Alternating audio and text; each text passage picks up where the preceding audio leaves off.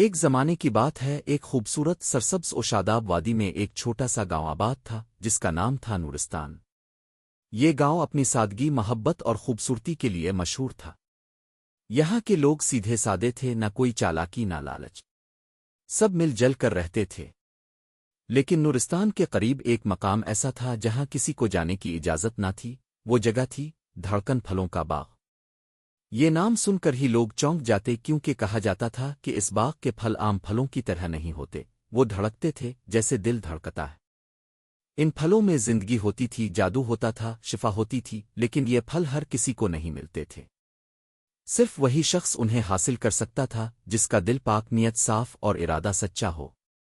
اسی گاؤں میں ایک پیاری سی بچی رہتی تھی جس کا نام تھا نوری۔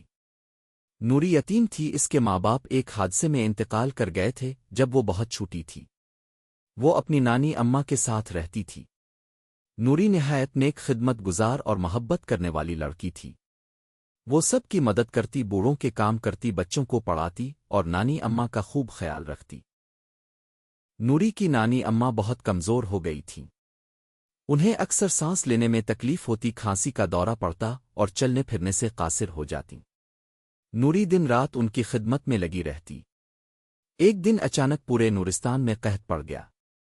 نہ بارشیں ہوئیں، نہ فصلیں اگیں، پانی کے چشمے خشک ہونے لگے، لوگ بھوکے سونے لگے۔ نوری کے گھر میں بھی کھانے پینے کی چیزیں ختم ہو گئیں۔ سب سے بڑی فکر اس بات کی تھی کہ نانی اماں کی طبیعت بہت بگڑ گئی تھی۔ ایک بزرگ نے نوری سے کہا، بیٹی، اگر تم واقعی نانی کو بچانا چاہتی ہو تو تمہیں دھڑکن پھلوں کے باغ جانا ہوگا۔ وہاں کے پھل شفا دیتے ہیں، لیکن وہ صرف سچے دل والوں کو ملتے ہیں۔ نوری نے دل میں پختہ ارادہ کیا کہ وہ باغ ضرور جائے گی۔ اگلے ہی دن صبح وہ خاموشی سے نانی کو سالایا اور خود سفر پر نکل پڑی۔ گاؤں سے کچھ فاصلے پر پہاڑی راستے پر اچانک روشنی چمکی اور ایک خوبصورت پری ظاہر ہوئی۔ اس کے پر موتیوں جیسے چمک رہے تھے اور اس کی آواز میں سکون تھا۔ پری نے کہا، نوری، میں جانتی ہوں تم کہاں جا رہی ہو، لیکن یاد رکھو دھڑکن پھلوں کا باغ ایک عام جگہ نہیں۔ وہاں تک پہنچنے کے لیے تمہیں 3 آزمائشوں سے گزرنا ہوگا، اور ہر آزمائش تمہارے دل کو پرکھے گی۔ کیا تم تیار ہو؟ نوری نے ہاں میں سر ہلایا۔ اس کے چہرے پر ڈر نہیں تھا، صرف عزم تھا۔ پتھریلا پہاڑ۔ نوری کو ایک ایسے پہاڑ سے گزرنا پڑا جہاں ہر قدم پتھر میں تبدیل ہو جاتا۔ اسے اپنا توازن برقرار رکھنا پڑا۔ نوری نے صبر اور حوصلے سے پہاڑ پار کیا۔ خاموش غار۔ غار میں داخل ہوتے ہی ہر آواز غائب ہو گئی۔ ایسا لگتا جیسے پوری دنیا گم ہو گئی ہو۔ نوری نے دل کی آواز سننا سیکھا اور بغیر کسی رہنمائی کے غار پار کی۔ آگ جیسی ندی۔ ایک ندی جس کا پانی آگ کی طرح لگتا تھا، لیکن نوری نے دیکھا کہ اس کے نیچے پتھروں کا ایک راستہ ہے۔ اس نے ہمت سے قدم رکھا اور بغیر جلے ندی پار کر لی۔ جب وہ باغ پہنچی تو ایک سنہرا دروازہ اس کے سامنے کھل گیا۔ اندر ہر طرف عجیب و غریب درخت تھے جن کے پھل دھڑک رہے تھے، بالکل دل کی طرح، دھک دھک دھک دھک۔ ہر پھل رنگ برنگا، خوشبودار اور چمکدار تھا۔ نوری نے صرف ایک پھل توڑا جو سب سے چھوٹا اور کم چمکدار تھا۔ جیسے ہی اس نے اسے چھوا، وہ پھل نرمی سے دھڑکنے لگا، جیسے اسے نوری کی سچائی محسوس ہو گئی ہو۔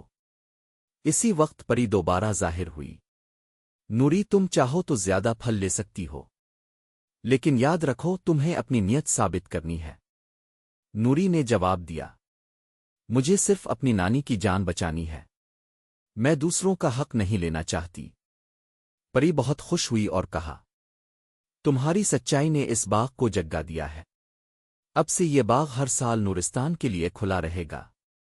نوری واپس لوٹی، نانی اماں کو دھڑکن پھل کھلایا، اور حیرت انگیز طور پر وہ فوراً صحت یاب ہو گئیں۔ گاؤں کے لوگوں کو جب ساری بات معلوم ہوئی تو سب نوری کی ہمت اور سچائی پر فخر کرنے لگے۔ اب ہر سال جب گاؤں میں قحط یا بیماری آتی، نوری سب کو لے جا کر باغ سے پھل لاتی۔ لوگ نوری کو او نورن باغ او کہنے لگے۔ پری نے جاتے جاتے نوری سے کہا، ایک دن تم اس باغ کی رکھوالی کرو گی، کیونکہ صرف تم جیسا دل رکھنے والا ہی اسے محفوظ رکھ سکتا ہے۔